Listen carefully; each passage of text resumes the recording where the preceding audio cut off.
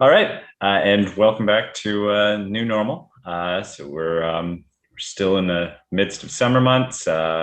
It's nice. It's actually sunnier today, and yeah, we're a little bit over a year now since starting this. So that's an accomplishment in and of itself, as most things are in our current state of the world. But yeah, so here we are, new normal. I'm Ryan, and of course with Brad Dean. I'm from CoMotion Spaces, located in Hamilton, and we're a co-working company. And Brad is from JetPropel. We can discuss that a bit more. But we've been doing the new normal now for, as I said, just a little over a year. It started kind of out of the early days of the pandemic when we wanted to talk about some of the emerging trends and changes and how things were adjusting to what would be the new normal, and whether it was small business or trends or culture. As we went on, we also began to delve a bit more into wellness and personal well-being and mindfulness. And here we are today talking with Perry. And on to you, Brad, to both introduce yourself and Perry. Awesome. Thank you, Ryan. Yes, welcome everybody. Hot off the heels of our great session with Adrienne last week. We're excited to introduce Perry today. Very quickly, my name is Brad Dean, and I'm the president and creative lead of JetPropel, the full service marketing agency based out of Hamilton, Ontario, and with an office in Costa Rica in the Southern Zone. So Perry, I'm gonna introduce you here. You have an extensive bio here, and as extensive as it is, I knowing what I do know about you, I feel like we're still only scratching the surface. So I'm really excited to dig into this conversation, but I want to let everybody know who you are first and give you that introduction. So Perry is a visionary advisor with a boatload of experience. I can't stress that enough. And success, who takes leaders and leading organizations to their next level. I love the word choice, specificity of the word choice in their next level, with everybody being different. As an international speaker, advisor, coach, and mentor, Perry has guided business leaders, rock stars, innovators, international aid, and developing countries around the world. A natural storyteller, his talks and presentations are full of inspiring and entertaining anecdotes that demystify the secrets to success, creating opportunity and breaking through barriers to create the work, life, and legacy we most desire. Since Perry was a kid, he's thrown himself into his passions and built businesses to support the life that he wants, which is a lesson I think we can't stress enough or talk about enough, especially on a series like this. He opened his first retail store, which was a skateboard shop, at the age of 15 years old. I thought I was doing pretty good with a paper route at 12, but you're setting the bar, Perry. He created his first international manufacturing company called Fishlips Skateboards at the age of 18, founded a national action sports magazine at the age of 22, and by the age of 24, he was the owner and operator of the largest Canadian snowboard brand in the world. Some of you might be well aware of Limited Snowboards. After selling the snowboard company, Perry set his sights on the entertainment industry, partnering with a rock star he used to sponsor. He started 2 production companies, a touring band, and became infatuated with the sport of freediving. After setting a national record for breath holding, which in and of itself is mind-blowing, Perry spent the next several years traveling the world as an athlete, advisor, and musician. In 2005, he co-founded the upstart branding agency Brand and Tonic Incorporated, and in 2010 began an exclusive coaching practice.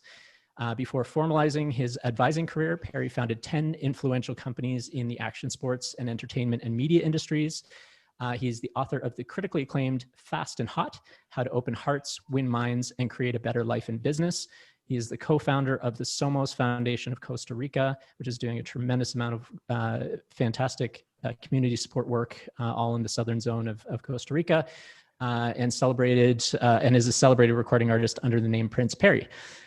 Equally comfortable and at home on stage, in the air, or on the water, Perry's an avid surfer, paraglider, musician, and former record holder in the sport of freediving.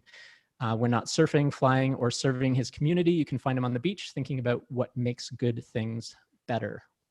Again, I feel like we're just scratching the surface, Perry. You're hired, Brad. Yeah. Nice. All we need is a little theme music. We're off. We're good. I'm in. We'll do that too. Well, you and I are both musicians, so we'll work on that together. Yeah. Welcome. Thank you so much for taking time out of your busy day. For those that don't know as well, so Perry, you spent the last at least 15 years, more than 15 years maybe in Costa Rica? Yeah, I was back and forth for 10 years before I committed full time, and then I spent 7 years there, living there full time. So Okay. now I'm back in Toronto as of 2 months ago. Yeah, just made the big move back, and you're still sort of just acclimating still. This was just a couple months ago, right? Absolutely. This is Operation Reverse Paradise. Yeah, I feel that. Just so in time though too. So in terms of the reopening. Yeah. Ish. Yeah. Ish. Depending on which way you're looking at it. In terms of the housing market, horrible timing. In terms of opportunity, very exciting. So, I mean, this is great. I mean, aside from, just the past experience that you've had, which has been wide and varied and, deep in a lot of ways, no pun intended with the free diving. But with that aside, and just focusing on, recent experience, I think it's really great to have someone like you on who has such a unique experience with having lived and thrived in a third world country, and then getting through the pandemic here, and then moving back to Toronto. We have a few questions here that I'll dig into, but just what are your initial thoughts, just generally, sort of 40,000-foot view on making that transition during the pandemic? Okay. All of us need to go through this, and we might talk about this later, but we need to go through this reinvention. There's a 7 to 10 year cycle that we follow in our natural development. And when something like this pandemic hits, it forces us into a reset. Actually, that's not the word I want to use, because there's too many people co-opting that phrase to mean all sorts of other stuff, conspiracy otherwise. But we literally have to reposition ourselves in terms of how we're going to function. And so it kind of kickstarts this development cycle, even if you weren't ready for it. So from an overview, I see that, as a society, as individuals, as communities, as businesses, in all the different ways in which we identify ourselves and the way we participate in community, we're all going through this repositioning and this re-identity phase. And it's fascinating to me. And then on top of that, as you mentioned, and we just quickly discussed, I've chosen to start all over again, in, first down there and then back here again. So there's all of this re happening, and I think it's really a great time for us to take a step back or take a step up and really hone in on what it is we believe in, so that we're building around our beliefs and values and not building around just what we recognize as opportunity. And our, to your point about that sort of 7 to 10 year cycle, doing what's best for ourselves now, because what was best for ourselves, 7 to 10 years ago, could be very drastically different. This is exactly the point, Brad, and they're layered, right? So this is the point I'm not making very well, is you've got that regular cycle, and now we've layered on top of that another forced re-identification. Mm-hmm. And so the work to be done from my point of view is, are you paying attention to the way you're making decisions so that these things are in harmony with each other, or are you just reacting to the necessities? Do you feel that, I really like this idea of just between the 7 to 10 year cycles, but then also kind of what we've lived through. Do you feel that what we've lived through kind of collectively takes precedence maybe over that 7 to 10, because it is so kind of universal and global and very drastic in a lot of cases? The short answer is yes. It's not so much that it takes precedent as much as it demands that you respond. You have no choice, right? Right. And for some of us, we just isolated. For some of us, we completely pivoted. So there's all different ways to react to that. and that's my concern, right? My concern is that when it becomes so acute, like it has, when it's forced upon you in the way that it was, then there's still the transition that's taking place. There's still that natural cycle.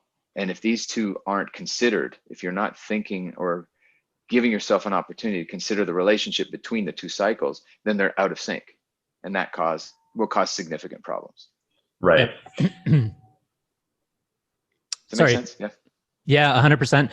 You know what? To that point, I think if if I were given a magic wand and somebody said, "Hey, you can give everybody in the world one particular skill this time," I think that skill that I would choose would be self-awareness. To your point of taking stock of how you feel about things, how you're behaving, how you're reacting, and not being reactive to the situation, but being understanding of who you are and what you need in that time, and being able to build your life around that.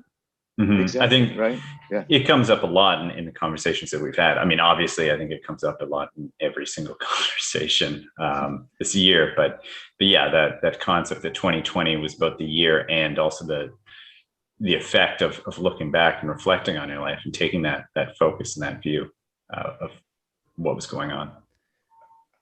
Absolutely agree. And another point I want to make about this is that we also have to do it with kindness for ourselves, because once again, when things happen with such force, when you're literally thrust into this new kind of reality, we have to also try to remember that this idea of wellness, for example, because that you just said that, this idea of self-awareness and wellness and looking after ourselves.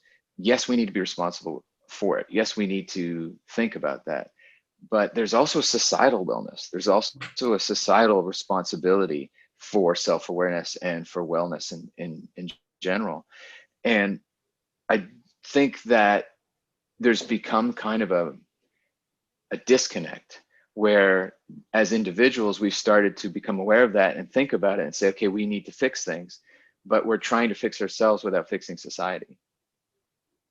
And that creates another disconnect, right? And that's why, so you've got all these layers, and I don't mean to overcomplicate it. I just want to be able to say that, yes, we have to do these things, and yes, we need to be responsible for ourselves and each other. And we also need to take a bigger look and say, how do we collaborate on this? Where are the shared values and the shared work to be done as well, so that we don't just take it on ourselves? I would really like to dig into this a little bit more. I think this is a really great topic to dive into. So again, speaking to your unique experience of, when you first started coming down to the southern zone in Costa Rica, I mean, there were like, dirt roads, that were like the main thoroughfare here, there were hardly any resources or, shops. It was a very difficult place to live, very small community. And I want to focus on the small community aspect of that. So we have these entities of really small communities, like in the southern zone of Costa Rica or in rural areas of Canada and all over the world.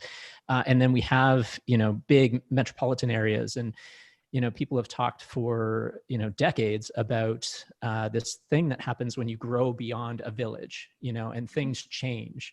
I wonder if there's anything, especially with your acute view on coming from such a tight-knit small community that you legitimately helped build, from that perspective, what kind of things can we pull from that into bigger cities that need that sense of community, that have lost a lot of that sense of all ships rising with the tide? You get this ambiguity and anonymity, in big cities. How do we obviously that care and support of society is critically important and is getting lost as of late. How do we bring that back to bigger metropolitan cities? It's a really good question. And after this, I'm going to ask you how to, the whole piece in the Middle East thing, and we'll get to that later. On it. Just the softball questions. Perez, so, all softball questions for you today, Perry. I really think it comes down to shared values, and shared values are scalable. And even if those shared values are, for example, a certain amount of anonymity, you know, and in a bigger city, you have that, right? In a bigger community, you have more of that. In a smaller community, everybody knows each other, you recognize each other, you get that sort of constant recognition and validation from each other. I see you, you smile. In a big city, you don't smile, but that's still a type of value. And I know this sounds weird, but we're agreeing to, we're sharing this shared culture idea. You know, culture comes from shared experience. So we're agreeing to share this experience of, we don't all acknowledge each other on the street, or some do and some don't. And so we need to think about it in terms of, what do we agree on? And this is always the starting point. What are the common denominators that we can agree on? And then around that, we can pursue the different interests we have, or the ways to explore that, and the kinds of experiences we want to have with that. Where things get funky is when we can't identify, we can't find those common denominators to relate to. So when it's lost, or when you're feeling that it's not available, that's the place to go. Where is that common denominator? Where are those shared values? And they may be strange ones. They may not be obvious. They may not jive with what your ideal is, but it still might be something that you agree with. Does that make sense? Yeah, 100%. And I think I think that therein lies, you know, one of the main reasons why divisiveness in society is so dangerous. You know, I mean, we live in probably one of the most divisive times in North America, you know, in recent history, and that's certainly. Sorry, go ahead. It's a huge. I'm interrupting you. It's a huge issue, and you couldn't be more right. But it's fostered, and it's fostered on purpose by people who want to create distraction. They want to create the kind of problems that we're seeing. Also, the other thing to remember is that we've never had a time where we have access to each other the way we do now. And so I would be very careful with generalizations, and I make them all the time. I don't know if it's more divisive now than it ever has been, or we're just more aware of it because it's in front of our face every 2 seconds, and we're getting prompted all the time. And the technology, and there's a lot of you know, you may or may not believe they're good or bad actors, but who are exploiting this opportunity to create more of this because it promotes consumerism, because it promotes, you know, more engagement, basically more eyeballs. And I want to clarify on that point, you know, because it's very easy for somebody to, you know, somebody watching this or listening to this to be dismissive and say, oh, you know, they're getting into conspiracy theory, you know, territory or something like that. But the fact is that, you know, Perry, you and I, well, and Ryan, all three of us have worked in marketing, communications, the advertising industry. Like, we know how these mechanisms work, you know, on a small and large scale. You know, we know for a fact that there are, as you said, bad players who are leveraging the manipulation of marketing and human behavior to capitalize financially on a lot of these things, or politically. Sure. But there's always going to be someone capitalizing on whatever opportunity presents itself.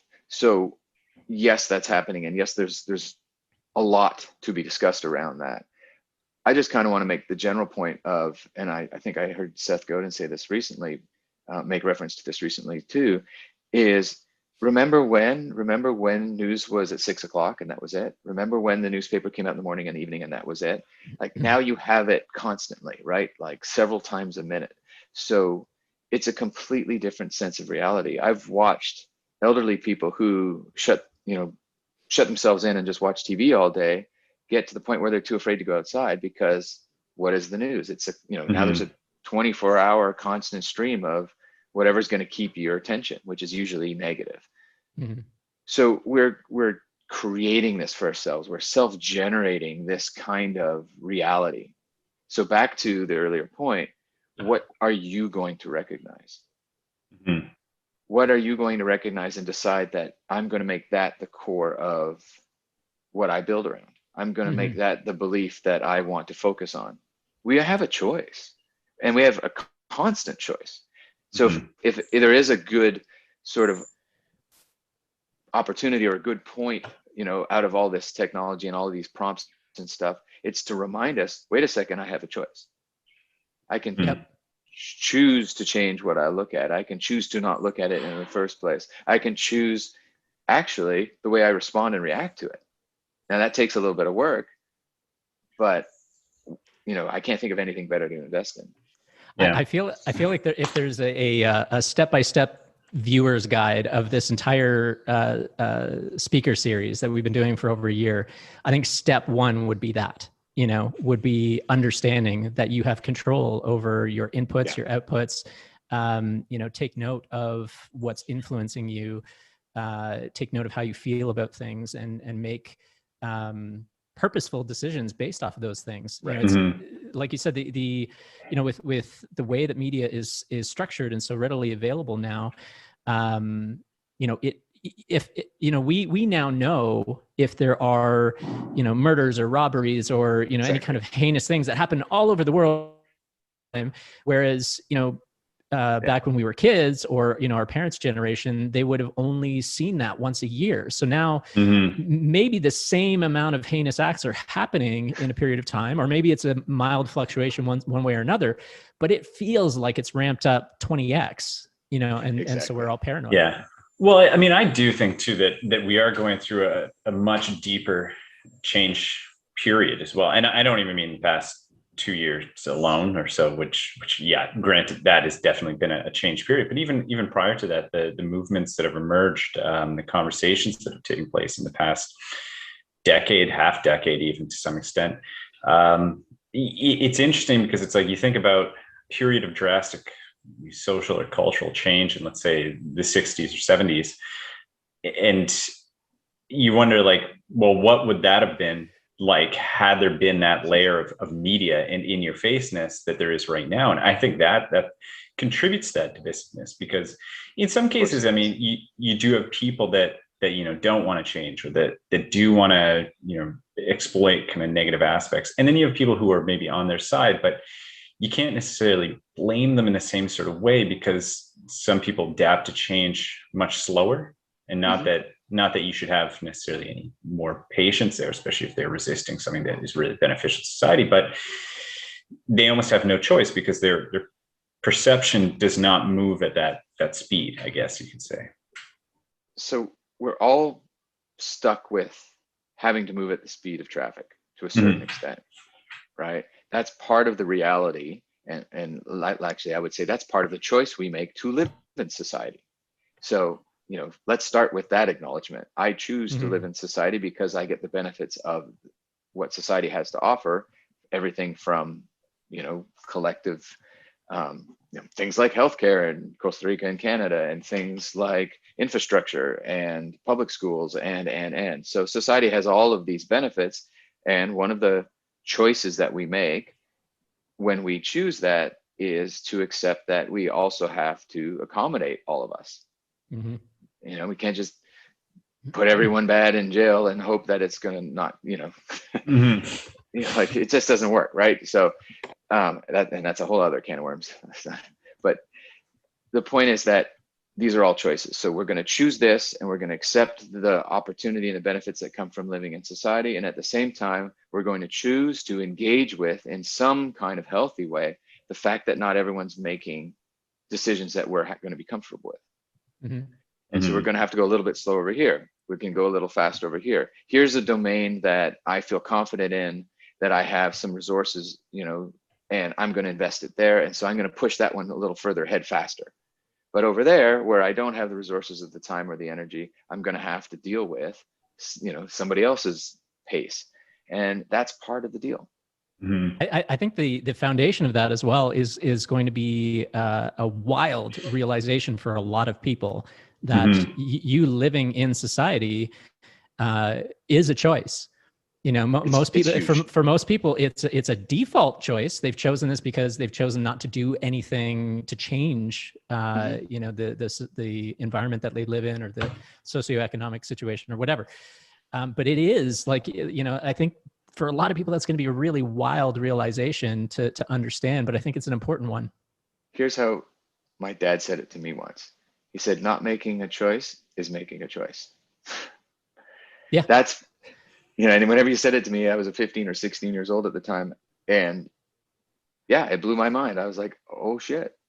Okay. Yeah. My choice is to just let it happen to me. Okay, that's a decision.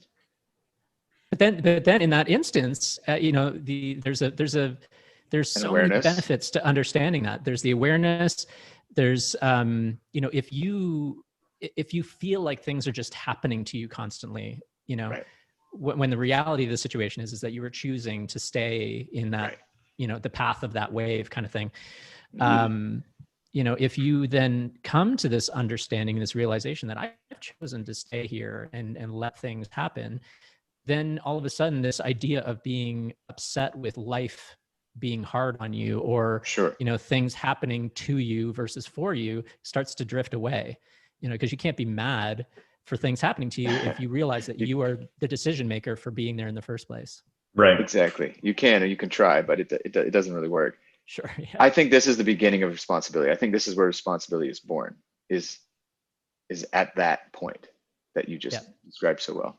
Mm-hmm. So when we think about it in terms of, and then I would apply that to everything, right? So we're talking about now post-COVID recovery, and everyone's talking about a new, there's going to be an economic boom. It's very exciting. We're probably going to see a year or two of real spending. I mean, the numbers are quite exciting. There's forecasts of $2.5 trillion in savings going to be spent in the next 12 to 24 months, and so but again, let's take a step back. Yes, there's going to be a boom, but most of it's going to be money from savings. Most of it is going to be, and so again, where are you going to sit in this place? Are you going to take advantage of this time and invest in infrastructure or skills or equipment or the things that you as an individual or you as a business need, so that when this little boom runs its course, because interest rates are going to go back up and everything is going to normalize, are you going to be a victim? Are you going to let this boom happen and take advantage of it and everything's great, and then suddenly, let's say 24 months from now, when things start to settle down, are you going to be like, wait a second, I'm a victim, the market slowed down, it's not my fault, and blah blah blah? Or are you going to use this time to really think about, who do you want to be, how do you want to be positioned, what are you investing in, so that you're building a future for yourself that's not just sustainable, but one that you actually really want. Mm-hmm. So I think this idea applies to everything. Yeah. Yeah. And I think that, going back to a lot of the work that you do now, which is supporting people in their development of their own vision, right? Which I think is a core piece of a lot of the work that you do right now, is, introducing people to the idea of and importance of vision, and then helping construct that. Like you say, I think it's critically important right now, not just to sit in the lazy river, so to speak, as everything's kind of carrying you through, and then all of a sudden, when the power shuts off, you're kind of looking around at everybody else that hasn't been been looking ahead, hasn't been building that vision, hasn't been forecasting, And from a business standpoint, something that I'm a big fan of doing myself is sort of building storylines, educated storylines. So what I will do oftentimes is I will look at the state of a market or an industry or whatever, and I will say, okay, well, this is how things are being affected in this moment. What are the industries and impacts that this is going to ripple out to? And you build, you sort of use your creative juices, and you can't say that it's exactly going to happen the way you think it's going to happen, but you can, if you have a good head on your shoulders and you're somewhat intelligent, you can probably get pretty close. And you can say, okay, well, the maintenance industry is going to be affected this way, and those people, are affected by this industry, and then they're going to have a lot of money. So what are they going to do with money? And sort of follow this path to figure out, okay, well, if I want to be in a good place a year and a half from now, I probably want to start investing in that third ripple, right about now. Yeah, this is it, right? What do we need to be successful? The first question is, what do I actually want? What is that vision? Where do I see myself in 3 years? Where do I see my business in 3 to 5 years? And what is that reality? How does it look? How does it feel? because that's going to allow you to work backwards from that vision. Mm-hmm. And the reason why that's so important, and a lot of people don't do this, in fact, most people don't, they set a goal and hit it and set the next goal and, you know, try to hit it. But when you work backwards from the vision, then you're on the path to the vision, not on the path wherever the river takes you, right? You're not just reacting to market conditions or whatever's happening around you. So yes to everything you just said. Then you can also course correct. So if the industry goes left instead of right, or if, you know, there's some kind of pandemic, or if there is, you know, a stretched supply chain like there is right now, or any of these things, you have an opportunity to reevaluate and do it from a place that's much more centered. And that comes back to your original goal. And if you've, you know, the more time you spend deep diving into what you actually want out of life, because a lot of people will sort of stop very you know, conveniently, I guess, maybe at, you know, I want financial stability, you know, these kinds of things. And, you know, I feel like that's a really shallow stopping point for what you want out of life. Mm-hmm. It's shallow because it's a goal and not a vision. Exactly. And I think of it in terms of, do you want to achieve happiness or fulfillment? And happiness is a state that is fleeting. In fact, happiness can kind of only exist in a sense, like, how do I want to put this? You're supposed to go up and down. You're supposed to be happy and not miserable, but you can't recognize happiness if you don't not have it as well. So rather there has than to be a calibration to that, you know? Yeah. So I like to think of this idea as fulfillment. And for me, fulfillment comes from doing the work we're born to do, filling the role that we are best at, serving the purpose that we have to be here in the world with.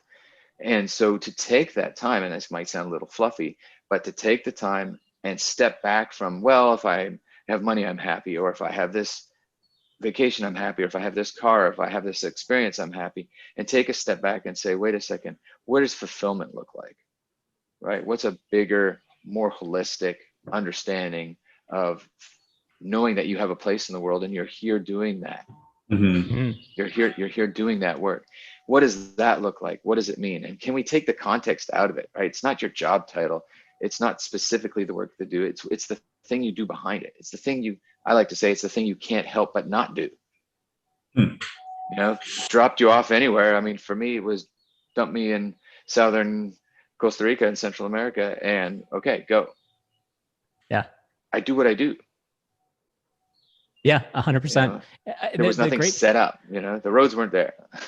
Yeah, the bridges weren't there to get to half the places that we can now. Thank you for that, by the way. I use all those bridges all the time. Wasn't me. Well, certainly, you know, in part, yeah. And, you know, I love the idea too, you know, the more that we talk about and dive into the concept and idea of fulfillment, I think it's important for people to realize that, you know, it's not just the work behind trying to figure out what fulfillment is, but it really does come back to you, because one of the greatest things about, you know, developing and producing things that make you feel fulfilled in life is that you have, you know, as much control over that as you could over anything. Whereas you could lose a job, you could lose a paycheck, you could lose your house, the stock market could crash. Like, all of these outside factors can affect goals left, right, and center. You know, but if you are just, you know, centered and focused on, you know, providing value in the way that is meaningful to you, you can do that without a pot to piss in the middle of nowhere, you know, and still be fulfilled by helping one person or, you know, whatever it is that you want to do in that moment. Do you feel there's exactly what I mean by that? Sorry, go ahead. Do you feel there's a danger in terms of like that balance between, so say the past 2 years where, you know, all avenues for external false fulfillment through purchasing things kind of went out the window. We were stuck indoors. We kind of had to reevaluate, you know, how we live and how we find fulfillment in daily life, and reconnect with those either in our household or find a way to get by if you weren't.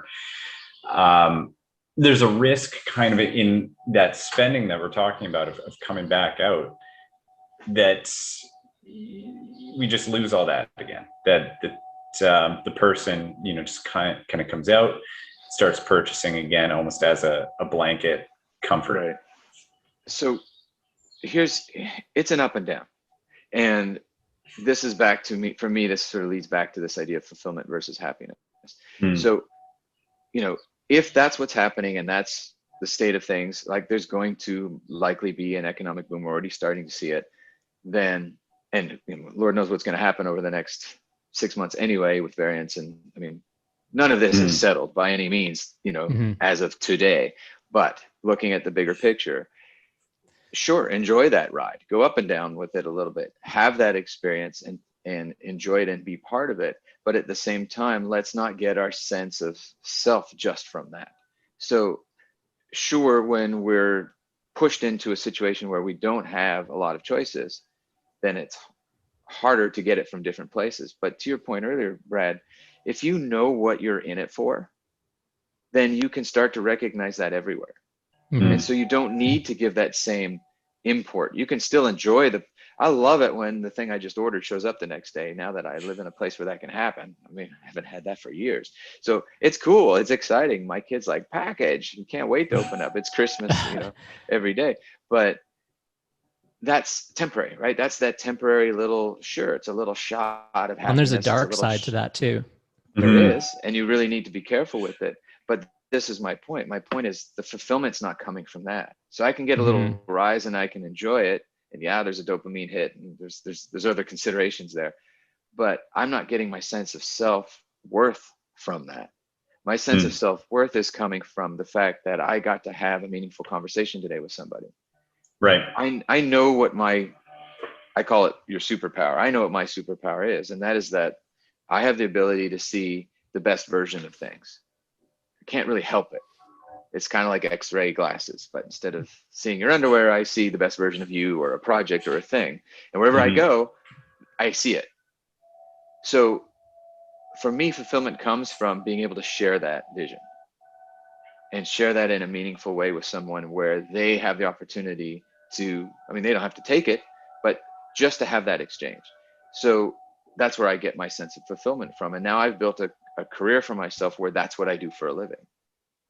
So yes, I can get excited about going out for an ice cream or the package showing up, and those things are fun and they're great, but they're not what give me a sense of purpose and fulfillment. And so I'm trying to answer your question by saying you've got to have one for balance, and then the other one, sure, why not? But that's not what it's about.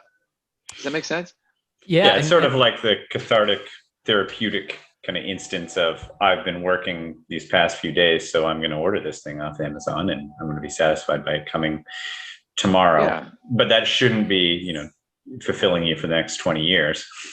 Well, exactly. You can take it for the moment. Listen, if I'm going to go mountain biking or surfing or playing hockey, I'm going to go and I'm going to have that experience and I'm going to have the thrill of doing that in the moment. And I'm not, an hour later, I'm not doing it, but I still have the benefit of the experience. I'm not defined necessarily by the playing or the sport or the activity.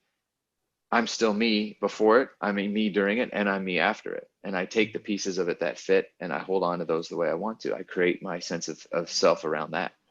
Right. Yeah. Now the thing itself isn't it. Yeah. Yeah. 100%. I feel like this is a topic we could have an entire, of course, half day, full day side conversation about. I sort of equate that instant gratification from the Amazon parcel delivery to like, sure, it's almost like crack. It is. It's a dopamine hit. It's a dopamine hit. 100%. It's not. You didn't put anything really into it to get something out of it. So there's no balance there.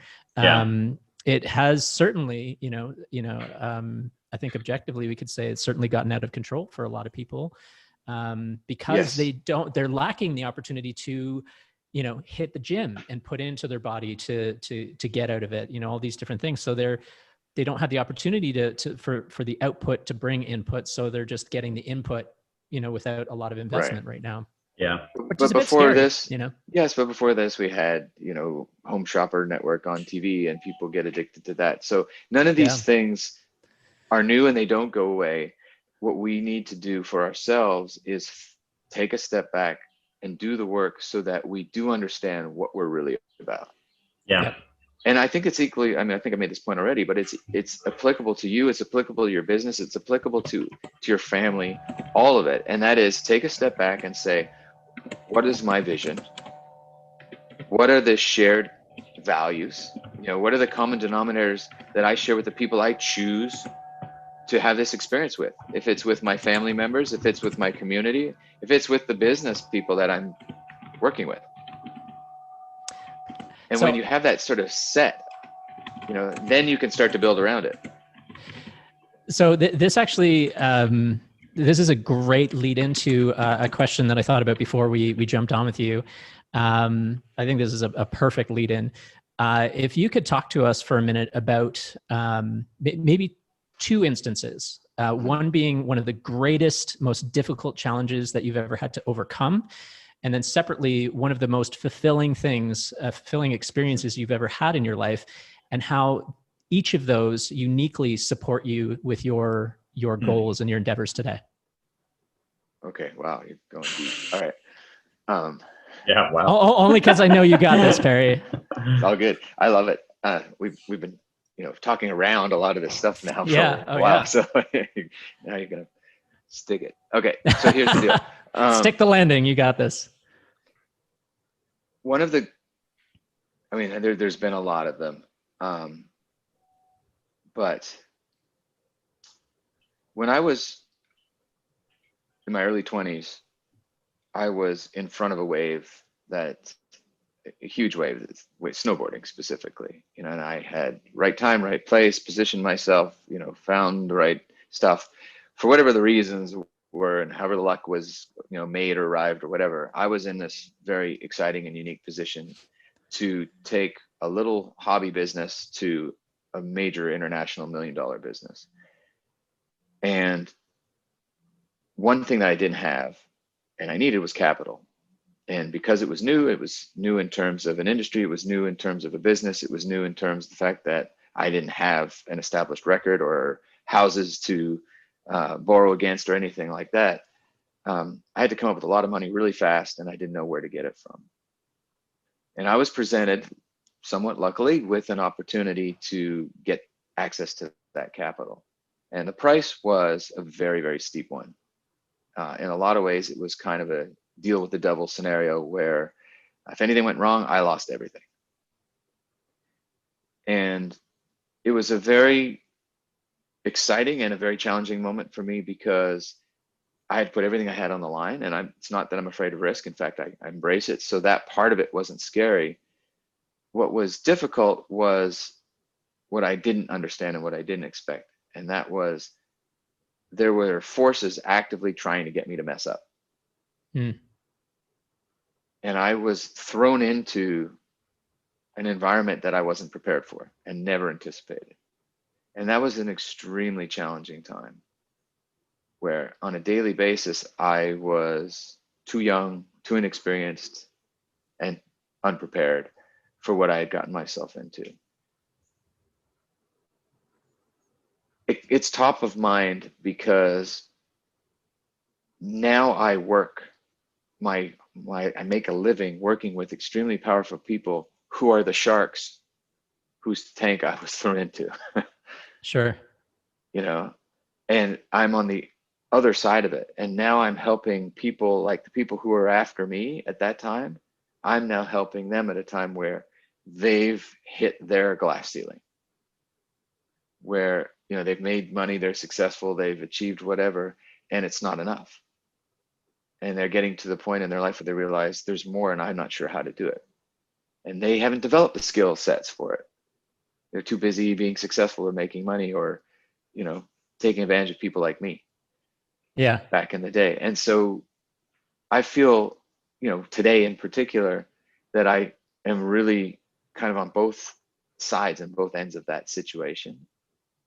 And it feels very real and raw and right. Yeah. because I don't have to, I choose this. I choose to work with people whom 25 years ago I resented very much. Yeah. And I feel like now just that alone, you have to have, I mean, is that a purposeful exercise for you to hone in your own personal constitution?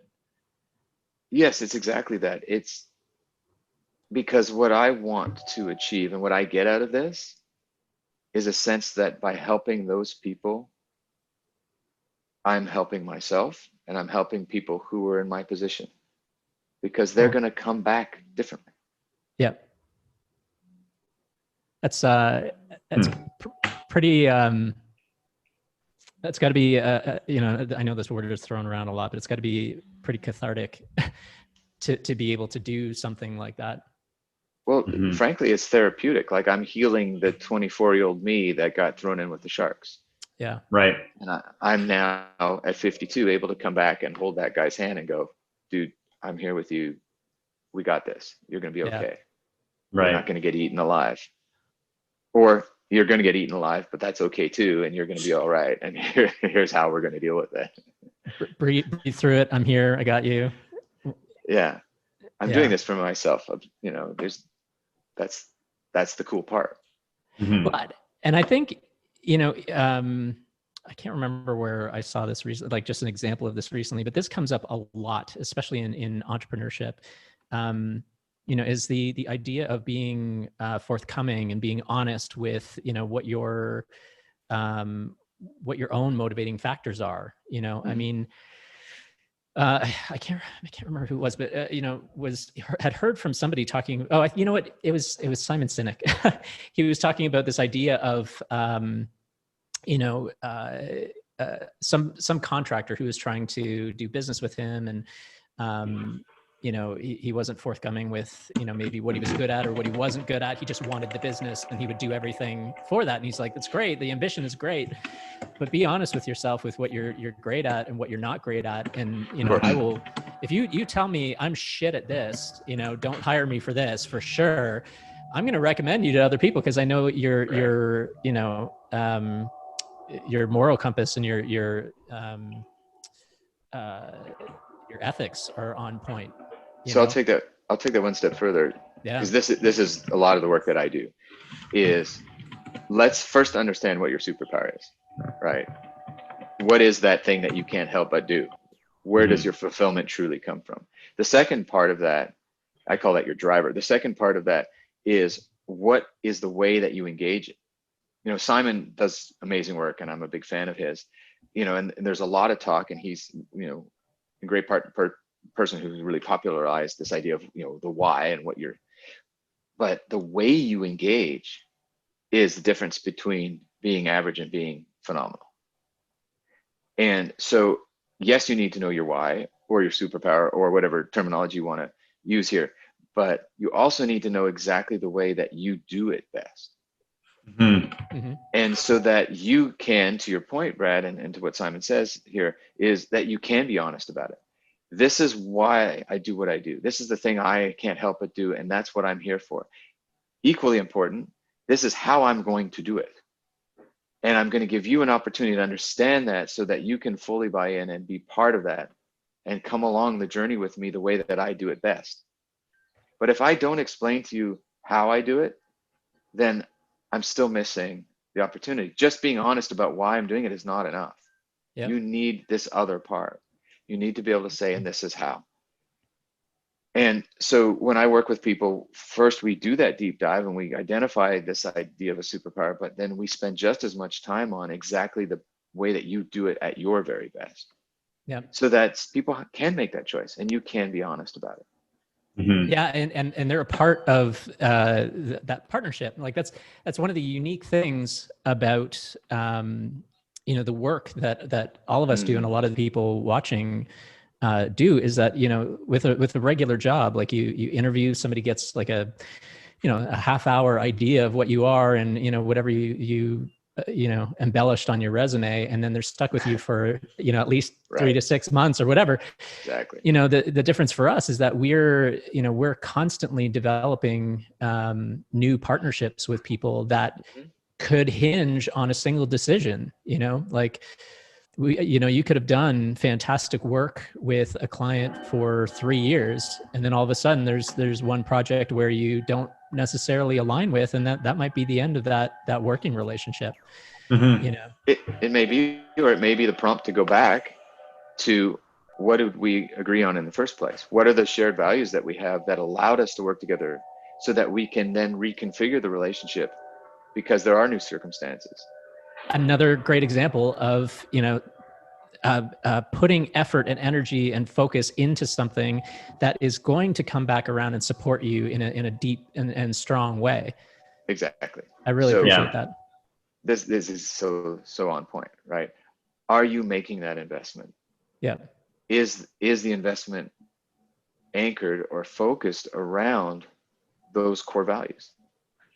And to do so, you have to be prepared to share them in the first place. And to be prepared to share them, you have to know them. You have to have the ability to articulate it. Yeah. It's kind of similar, going back to the very beginning of this discussion, kind of nicely comes full circle, talking about, that conscious decision to live in a specific society. Like I am making, this agreement, that I'm going to be okay with this, and I'm going to support these types of things and facilitate XYZ for other people because I choose to live in this type of thing. It's the same kind of thing with that kind of a partnership where, it's great that, your heart feels a certain way and is driving you a certain way, but let's come to terms on, how you and I are going to work together and what that means. It's not hard to do when you have done the work. Yeah. Meaning when you have thought it through, you are able to explain it. And that it isn't easy, but it's critical, because then wherever you go, whatever the situation is, whatever kind of relationship we're talking about, you're ready to have that conversation. You're ready to negotiate. Not everyone's going to win everything all the time, but you're still going to be working around core values that you've agreed to. You've still, right, back to choice. We choose to be here. We choose to be at the table together. We choose to be in this family together. And therefore, we now have something to work around. And if you haven't had that conversation and established that early on, that's constant. That's a little time bomb that's just following you around with each interaction that you have. Yeah. Every time. Yeah. Every time. I mean, you can put it in any circumstance. I remember I was talking to my wife, who at the time was my girlfriend, about, do we want to have children? And sure, we both want to have children. Well, okay, but what do we think about school? And what do we think about Christmas? And what do we think about, what do we think about all? And we made a huge list of the kinds of things that were important to us. And we talked about each of those situations. And it was amazing, because it's not just that we want to have a family, but we want to have these kinds of family experiences, and we want to do this kind of thing with our lives. And it became very clear that we have stuff that we can work with, or we don't. It's not, and that's the deeper dive, right? It's not just this superficial, well, yes, I come from a big family and I want to have kids. No, it's and you got to do that work. Yeah. Right. And so, some people can be, that can be an intimidating thing when you first start kind of going in that direction. But I feel like the more experience, just like, we talk a lot about, working out different muscles, the more you lift that barbell or the kettlebell or whatever, the better you are at it, and the more comfortable it feels, and the more weight you can add to that, so similarly, throw yourself out there and have those awkward conversations, because before you know it, a year or two down the line, they're not so awkward anymore, and they're serving you really well. Totally. I wonder, this kind of derails a bit of the conversation that we're currently on, but it is in line with the working out muscles. The idea of like a sense of play, and how you need to kind of have that balance in your life between kind of your professional identity and what you do for work, what you do for play, so that you can have those times to to digest everything that you're taking in a given day and translate that into your own individual passions. I mean, across the pandemic, I found personally that almost at times work and particularly starting up a couple things, both sort of not-for-profit and also new businesses, were sort of my play. And that was something where I began to kind of, question myself of, am I overworking here, or am I putting too much into work? Or is this work, is this project the sense of play? Is this the hobby? Given your own history, Perry, what are your thoughts on that, especially looking back at your own resume? Has that been play for you? Has that been kind of where you find balance, or do you have other thoughts on that? It's both. So I strive towards, let's call them riskier types of situations. I'm comfortable with risk, but there's a reason why you get the idea in the shower. And that's because it's out of context. You take yourself out of one environment and put yourself in another, and you allow yourself to make new associations. So play is essential for that, right? It's why my 3-year-old is in a nursery school program that only does play. That, it's not about letters and numbers and that stuff, because it creates the context for all this other stuff and all this other kind of cognitive association to take place. So it's just as important. You need both, and you need the balance that you just said, but you also need to put yourself in other situations to have experiences come at you in a different way so that you can create associations that you're not used to. That's where great ideas come from. That's where these aha moments usually happen. We're not, unless you're a scientist replicating the same thing over and over and over and over again. But even then, when you look at a lot of these great discoveries, a lot of the big ones come from out of context, trying something they didn't try before. So it's super important to do that. Whatever it is that's going to force you to re-engage in a way that you're not used to. So for some of us, that means something very physical or something more risky, but it doesn't have to be. It could just simply be taking a different route to work. Because all of a sudden the regular route that you do every day, and you think of the same things and you have the same prompts, now you walk a different neighborhood, or you take your bike instead of the car or whatever, and you're forced to respond to, react to, get different input. And that's where the magic happens.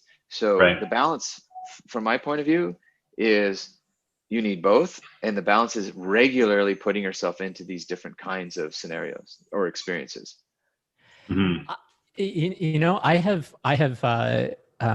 thought the same thing. I felt the same way for a very long time. I took a business course in Toronto, almost 20 years ago. And there was I've probably talked about this before, but there was a lawyer that came in to speak one day, and he talked about a bunch of legal stuff and whatever. And at the end of his time, he said, listen, none of you are going to be lawyers here. You're presumably going to have a lawyer. So if there's one thing you can take from me today, if you get up and you go to work every day in your car and whatever, take your bike the next day, and instead of going right, take a left and find your way, and just switch things up, because it's going to change something in you. It's going to change your perspective. It's going to throw you off autopilot, which, I feel in so many ways, the pandemic has done for a lot of people. It's really thrown everybody off of autopilot and has given the great deep benefit of perspective and new experience with people.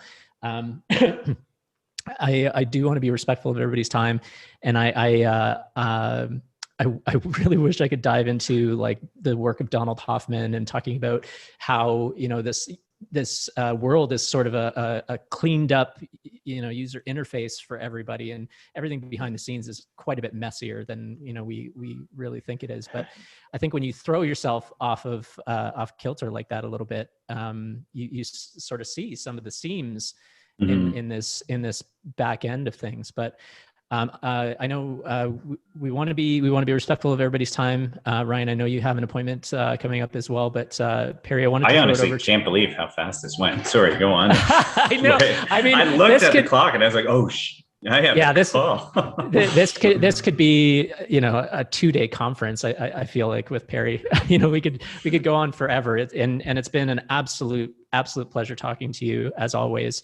But I wanted to throw it over to you if you had any final thoughts or anything, if you wanted to talk about the fantastic mastermind group that you have going on, or anything else. I appreciate the opportunity to mention it. So the work that I do in the world is I help people find their best opportunities for success, whether that means the way they go through the world or their current business or their projects.